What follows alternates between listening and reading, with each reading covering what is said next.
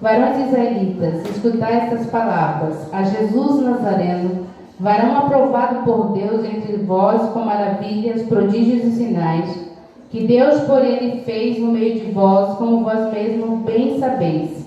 A este que vos foi entregue pelo determinado conselho e presciência de Deus, tomando-o vós o crucificastes e o matastes pelas mãos dos injustos, ao qual Deus ressuscitou, solta as ânsias da morte, pois não era possível que fosse retido por ela. Amém? Os irmãos podem se sentar. Glória a Jesus. Irmãos, eu louvo a Deus pela sua bondade, pela sua misericórdia que tem demonstrado para conosco. O Senhor tem estado conosco, tem nos ajudado nas nossas dificuldades, nas nossas fraquezas. O Senhor tem estado presente nas nossas vidas. E nesta noite nós queremos falar um pouco sobre a superioridade de Jesus. Jesus, irmãos, ele é único, não existe ninguém. A Bíblia diz que Deus amou o mundo de tal maneira que deu seu Filho unigênito, único da mesma espécie, único Filho de Deus, para que nós pudéssemos ter vida. E quando nós conhecemos a história de Jesus pela primeira vez, pela segunda vez, pela 10ª vez, não importa, nós nos deparamos com uma história extraordinária. Por exemplo, nós conhecemos pessoas muito importantes que conhecemos nomes de pessoas que viveu na Terra e que foram muito importantes para a humanidade. Mas essas pessoas, quando nós lemos a biografia delas, a gente vê os seus atos heróicos, a gente vê a sua vida ilibada, a gente vê às vezes alguns defeitos, mas muitas qualidades. Quando vamos entrando mais, conhecendo mais a biografia dessa pessoa, quando nós começamos a amar a pessoa pelo que ela é, pelo que ela faz.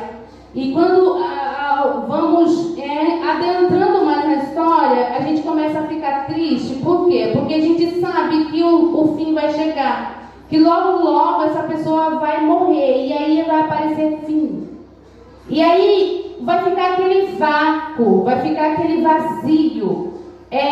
Aquela pessoa, ela precisará ser substituída, o seu ofício, aquilo que a pessoa fazia precisará ser substituído. E muitos não têm substituto, pessoas que foram únicos e que ninguém mais fizeram o que eles fizeram enquanto aqui viveram. Mas Jesus, irmãos, a história de Jesus é um privilégio muito grande quando nós temos a oportunidade de falar sobre Jesus, o Filho de Deus. Por exemplo, eu vou pegar alguns exemplos. A Bíblia diz que Deus ele chama o primeiro sacerdote, com o nome Arão. Esse homem ele tinha um privilégio muito grande. Ele tinha a incumbência de entrar no Santo dos Santos e contemplar ou estar na presença de Deus pessoalmente. Ele tinha uma roupa especial que somente ele tinha, ninguém mais se vestia daquela forma. A Bíblia vai dizer que a gente vê os atos heróicos de Arão, a forma como ele se posicionava diante de Deus, a forma como Deus usava Arão para tocar as pessoas em volta, e a gente logo se apaixona pelo personagem, por aquele homem tão importante, como que eu posso dizer, tão único. Realmente era isso que ele era, um homem único. Ele era tão único que a Bíblia vai dizer que as suas roupas foram feitas sobre medidas para ele. Era somente dele, ninguém se vestiria daquela forma em todo o Israel. E a Bíblia vai dizer que quando ele acabou seu ministério, aí quando a gente começa a ler a biografia de Arão, a gente vai ver Deus dizendo para Arão: Arão, diz para Moisés, sobe ao monte, e você e o seu filho Eleazar, que será o teu substituto, e porque de lá você não vai descer, eu vou te recolher, você vai morrer. E a Bíblia vai dizer que Arão ele sobe o monte com Eleazar, e a Bíblia nos conta que Moisés tira as roupas de Arão, as roupas sacerdotais de Arão, coloca em Eleazar, E a Bíblia vai dizer que Moisés e Eleazar descem do monte e Arão fica ali. E acabou. Não se ouve mais falar de Arão. O que a gente sente? A gente sente um vácuo na história. A gente fala uma pessoa tão importante e de repente as cortinas da vida se fecham, as cortinas da eternidade que está longe dos nossos olhos se abrem. Então a única coisa que a gente sente é o vácuo, é o vazio.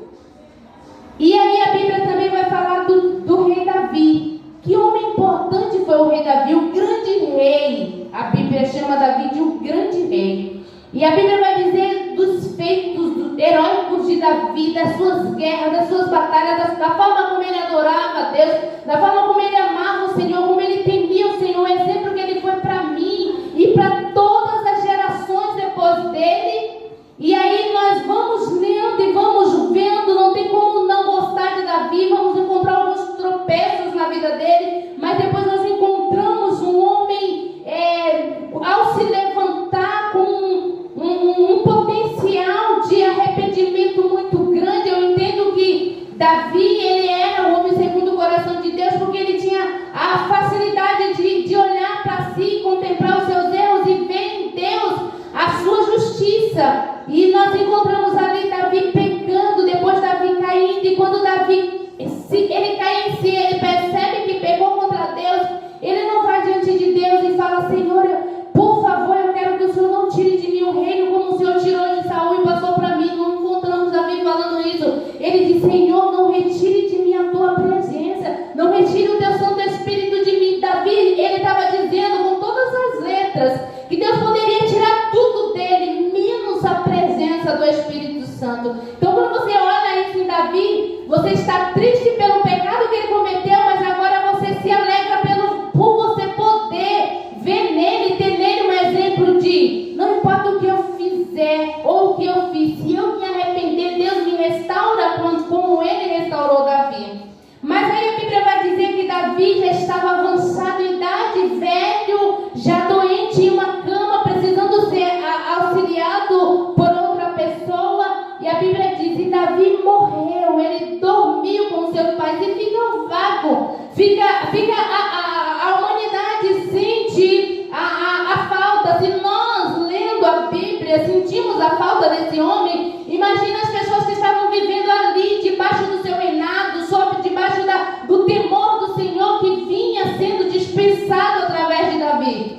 E ali acaba a história. Eu sei que não acaba ali, eu sei que o céu se abre e Davi adentra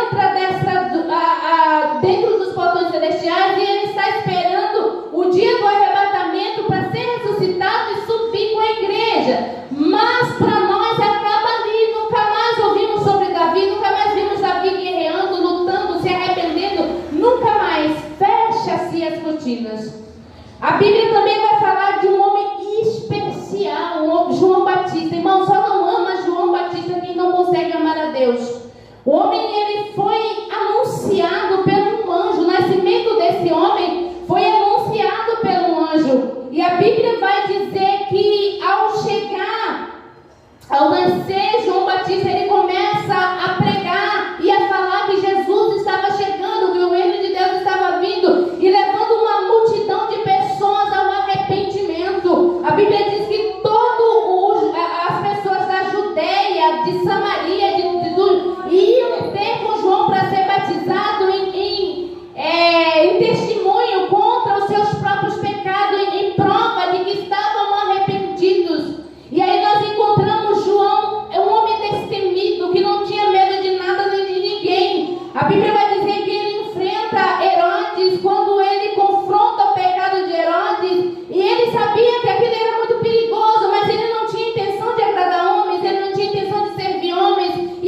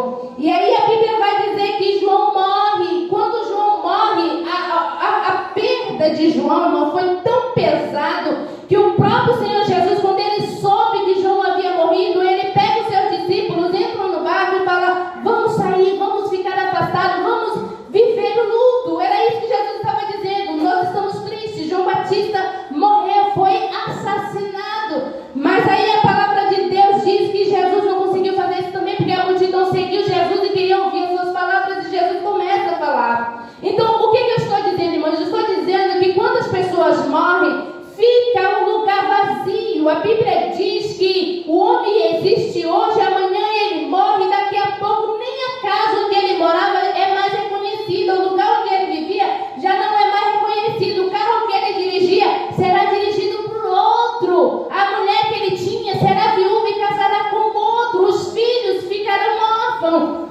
Então o que nós entendemos? Que existe ali uma lacuna, que as pessoas entram no mundo, preenchem o espaço, e ao saírem do mundo elas deixam uma lacuna aqui, elas vão estar em outro lugar, é claro, independente. Se foi uma pessoa que serviu o Senhor Jesus, que se arrependeu dos seus pecados, eles estão numa situação muito melhor. Mas se for uma pessoa que não se arrependeu dos seus pecados, que não pediu perdão para Jesus, essa pessoa vai estar em tormento eterno, mas longe das nossas vistas. Tanto é que nós vivemos enganados, mas qualquer pessoa que morre, a gente fala: está descansando. Depende de onde a pessoa está. Se a pessoa aceitou Jesus como Salvador, realmente ela está descansando, mas se não, ela não está descansando, mas está longe da nossa vida, ela adentrou os portões da eternidade, e a única coisa que a gente sente é a falta, é a ausência, é a saudade que fica. Mas com Jesus foi totalmente diferente. A Bíblia diz que Jesus, ele é anunciado pelo anjo Gabriel. O anjo entra no quarto de Samaria e fala para ela que ela vai ter um filho, seu nome será Jesus, porque ele será o Salvador de toda a humanidade. E a Bíblia vai dizer que Maria, ela se percebe grávida e ela passa pela gestação. O menino nasce, no dia que o menino nasce, uma festa nos céus. A Bíblia diz que os anjos descem dos céus e começam a cantar em coro nas alturas diante dos homens, e eles cantam louvores a Deus, comemorando a entrada de Jesus na terra. E isso é maravilhoso. Quando nós começamos a ler a história de Jesus, já nos alegra. A gente vê alguém entrando no meio da humanidade para mudar o destino dos homens, entrando no meio do mundo para salvar o mundo, porque Deus enviou o seu Filho ao mundo não para que condenasse o mundo, mas para que o mundo fosse salvo por ele. É lógico que os anjos vão fazer festa, porque aquilo que estava acontecendo era algo extraordinário. Mas a Bíblia vai dizer que Jesus ali começa o seu ministério, e ele começa a viver uma situação de perseguição o tempo inteiro do seu povo, dos romanos, e ele começa a pregar e a falar e a curar as pessoas, a ressuscitar mortos. E quando nós vemos a história de o que Jesus faz, irmão, nós ficamos tão felizes quando a gente vê uma pessoa fazendo bem, mesmo quando a gente não conhece nenhuma das duas, a pessoa que está sendo beneficiada e a pessoa que está fazendo bem. Quando a gente olha, por exemplo, quando alguém cai na rua e alguém se aproxima e fala: deixa eu te ajudar, a gente olha, nosso coração se alegra. Da mesma forma que a gente fica triste quando a gente vê que alguém cai e o outro olha e passa e fala: não estou nem aí, problema dele. A gente fala: nossa, que falta de humanidade. Aí quando nós vemos o que Jesus veio fazer, ele disse: o Espírito do Senhor Jeová está sobre mim, porque ele me ungiu para curar os enfermos, abrir os olhos aos cegos, dar liberdade aos que estão cativos, abrir as prisões aos que estão presos. E aí quando a gente olha que ele veio fazer somente o bem. E a palavra de Deus vai mostrando pra gente a biografia de Jesus. E aí a gente vai ver quando chega um certo momento, Jesus, ele é preso. E quando a gente lê a história pela primeira vez, pelo que a gente viu Jesus fazer até aqui, Jesus curou cego que nunca tinha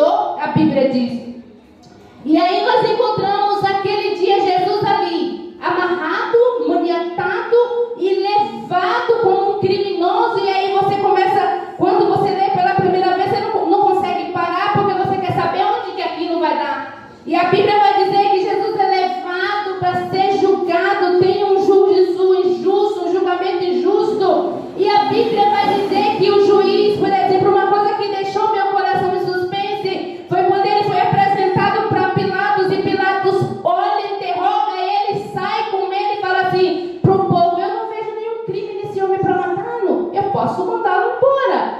Meu coração suspirou, eu falei: eita, Jesus aqui. Mas não aconteceu isso, o povo começa a gritar: crucifica-o. E a Bíblia vai dizer que Jesus, eu estou pregando, irmão, uma perspectiva de alguém que está vivendo no momento, das pessoas que estão vendo isso acontecer. E eles esperavam que Jesus fosse liberto, mas Jesus não foi liberto, foi condenado. A Bíblia vai dizer que ele é obrigado a carregar a sua cruz. E a Bíblia vai dizer que ao chegar no Gólgota é colocado uma coroa de espinho. Aquilo já aperta qualquer coração. Quando nós vemos que Jesus, o Filho de Deus, aquele que nunca pecou, que nunca cometeu pecado e que não fez nenhum mal para merecer o que estava passando, porque a palavra de Deus diz que os pecados que Jesus estava levando ali na cruz era o meu, era o seu, era de toda a humanidade. E a Bíblia vai nos contar que eles, ao chegar no Gólgota, eles colocam uma coroa de espinho, uma zombaria sem fim, porque Jesus dizia: eu sou o rei. Jesus veio para ser rei, ele é. Irmão, Jesus não é o rei dos judeus, Jesus é o rei dos reis.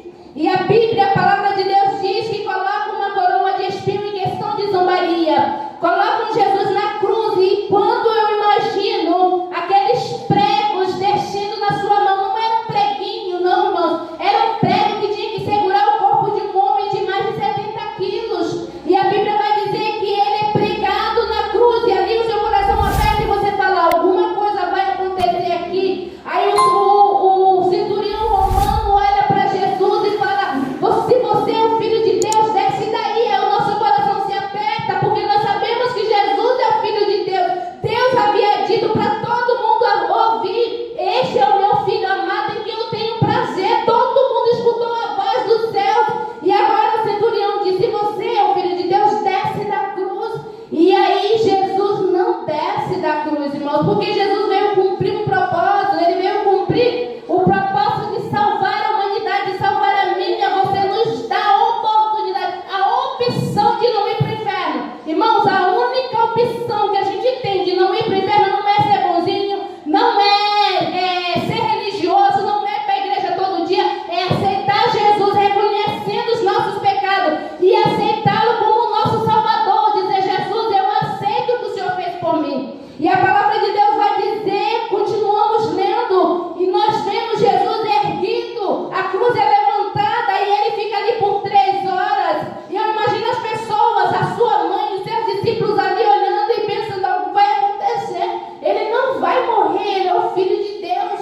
E a Bíblia vai dizer que quando dá 3 horas da tarde, Jesus respira. Acabou, irmãos. Fechou-se a cortina, como para Davi, como para Arão, como para João Batista. Acabou, nunca mais ouviremos falar desse homem, nunca mais ouviremos a sua voz, nunca mais veremos ele andando pelas ruas de Jerusalém, nunca mais nos sentaremos à mesa com ele. O mundo acabou ali para os discípulos. E a palavra de Deus vai dizer que tiram Jesus da cruz e colocam no túmulo. Pronto. Irmãos, quando nós vamos num velório, enquanto está todo mundo velando ali, a mente pensa um monte de coisa dentro da terra e começa a cobrir, acaba-se todas as esperanças. Às vezes a gente pensa, quem sente a dor de perder alguém fica pensando: talvez ele esteja só desmaiado, talvez ele esteja dormindo, que ele vai acordar, vai acontecer alguma coisa. Mas aí quando cobre o caixão, acaba-se toda a esperança. E foi o que aconteceu com Jesus. Pegaram Jesus, colocaram no túmulo, colocaram uma pedra fechando o túmulo e foram para casa, não tinha mais o que fazer.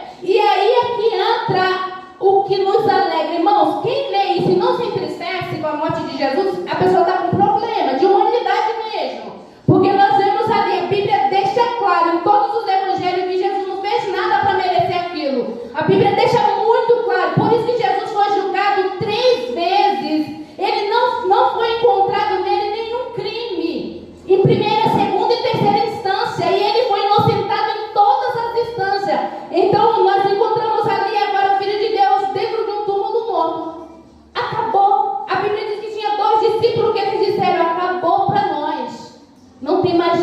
nós achávamos que Jesus era a solução para a nossa vida. Vamos para a nossa aldeia, voltar para o nosso campo, vamos trabalhar e vida que segue. Acabou, era só um sonho. E a Bíblia vai dizer que eles ficam ali naquele sábado, e quando é domingo cedo, eles vão até o túmulo, porque o sepultamento foi rápido, não deu para eles fazerem o que precisavam fazer com o corpo de Jesus, embalsamar o seu corpo. E quando eles chegam na porta do túmulo, a Bíblia diz que primeiro vai as mulheres, e elas dizem: o que nós vamos fazer para tirar aquela pedra, para a gente ungir o corpo do Senhor? Nós somos apenas mulheres, aquela pedra é muito grande. Quem nos removerá a pedra? Elas perguntavam uma para as outras. E enquanto elas caminham tristes, irmão, porque quando a gente perde alguém, a tristeza em pessoa se apodera da gente. Todo mundo que perdeu alguém sabe como é que é. É como se tudo tivesse acabado. E a Bíblia vai dizer que quando elas chegam na porta do túmulo, está aberta. Mãos, isso já faz o coração acelerar. A pedra está rolada para o lado. E elas entram, e quando elas entram, o lugar onde Jesus está vazio, não tem ninguém lá. E elas ainda eu não sei, um torpor tomou conta da mente delas, e elas falaram: roubaram o Senhor, roubaram o corpo do Senhor, e agora o que a gente vai fazer? E aí quando ela sai para fora, a Bíblia diz que Maria, ela começa a chorar fora do túmulo. E aí a Bíblia diz que um anjo aparece para as mulheres e diz: por que vocês estão procurando o vivo entre os mortos? Irmãos, quando eu li essa frase, eu esqueci da crucificação, eu esqueci da dor, eu esqueci de tudo. Por que vocês estão procurando uma pessoa viva no túmulo? Gente, ninguém vai ficar no túmulo estando vivo. E a Bíblia vai dizer que os anjos dizem: ele ressuscitou como ele disse que ressuscitaria. E a Bíblia vai dizer que Maria, ainda incrédula, as mulheres, era algo extraordinário demais para se crer. E a Bíblia vai dizer que ela fora do túmulo, ali no jardim, ela começa a chorar, porque ela não acredita no que o anjo disse. E de repente ela ouve alguém dizer: mulher, por que choras? E aí ela nem olha para quem está falando, ela fala: porque levaram o meu Senhor. Digam-me onde o puseram e eu vou buscar. Não importa se está vivo, se está morto, é o meu Senhor. E aí a Bíblia diz que Jesus, ele fala: Maria. E aí Maria, ela se assusta e ela olha e fala: ele está vivo. Irmãos, essa é a nossa maior alegria. Porque se Jesus tivesse ficado no túmulo, não haveria salvação. A Bíblia diz que ele morreu pelos nossos pecados e ressuscitou para a nossa redenção, para o nosso resgate. O que é isso? Alguém morto não pode vir buscar outro. Alguém morto não pode vir socorrer outro. E a Bíblia diz que ele vem nos resgatar. Jesus, ele vem nos tirar do mundo. Como isso poderia acontecer se ele estivesse no túmulo, irmãos? E aí a Bíblia vai dizer que Maria se ajoelha e fala: meu Senhor. Irmãos, esta é a diferença de Jesus. É por isso que a Bíblia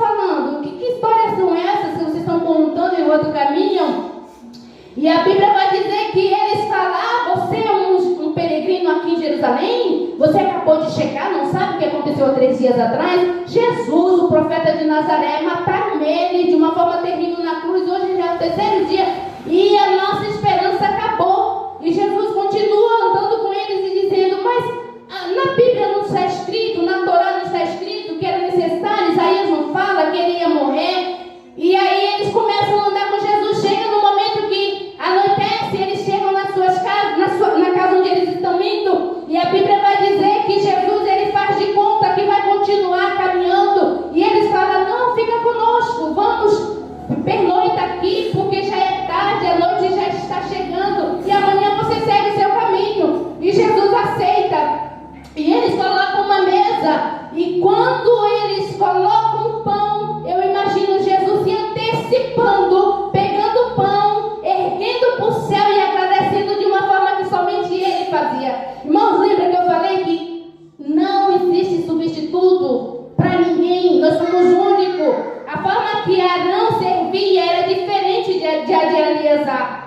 As pessoas que vieram depois de João Batista era totalmente diferente, não fizeram o que eles fizeram, mas aquela forma de agradecer pelo pão somente Jesus. E quando eles ouvem isso, eles falam: é o Senhor, e os seus olhos são abertos e Jesus desaparece. E os discípulos estão em Jerusalém trancados, tristes, não acreditando no relato das mulheres que diziam: nós vimos ele está vivo, ele ressuscitou. E eles diziam: elas estão loucas, porque ele morreu, nós vimos ele todo estraçalhado, ele estava todo desfigurado, não tem como isso acontecer. E a Bíblia diz que enquanto eles estão ali dentro, Jesus entra sem abrir porta, sem pedir para que ninguém deixe ele entrar, e fala: paz seja convosco. E quando eles olham aquilo, ele fala: é o fantasma dele, deve ser um espírito. Ele falou: vocês têm comida? Irmãos, isso é maravilhoso. Quando eu vi isso, porque os discípulos, eles comeram com Jesus durante 3 anos e meio, e agora eles acharam: nunca mais nós comeremos juntos, nunca mais estaremos à mesa juntos. Jesus perguntou: vocês têm comida? Eles falaram: temos aqui mel, temos aqui pão e temos peixe. Deram para Jesus, e Jesus começa. Irmãos, imagina a alegria, alguém que você acabou de sepultar e agora está ali diante de você comendo. Quem come são os vivos, os mortos não comem. Isso é extraordinário. É por isso que a Bíblia diz que ele é superior, não existe ninguém igual a ele, não existiu e não existirá. E quando ele morreu porque se ele não morresse, eu não teria condições de adentrar os céus, mas ele precisava estar vivo para vir me buscar. Irmão, na hora da nossa morte é Jesus que vem nos buscar, e na hora do arrebatamento da igreja, a Bíblia diz que ele descerá do céu com voz de arcanjo e tocará a última trombeta, e os mortos que estão nele vão ressuscitar, e os que estão vivos serão transformados e arrebatados. Isso só é possível alguém que está vivo, alguém que vive, alguém que a morte foi fraca demais para mantê-lo sobre o seu poder. A morte matou Jesus, mas a Bíblia diz que ao 3º dia Deus ressuscitou dos mortos para nunca mais morrer. Amém?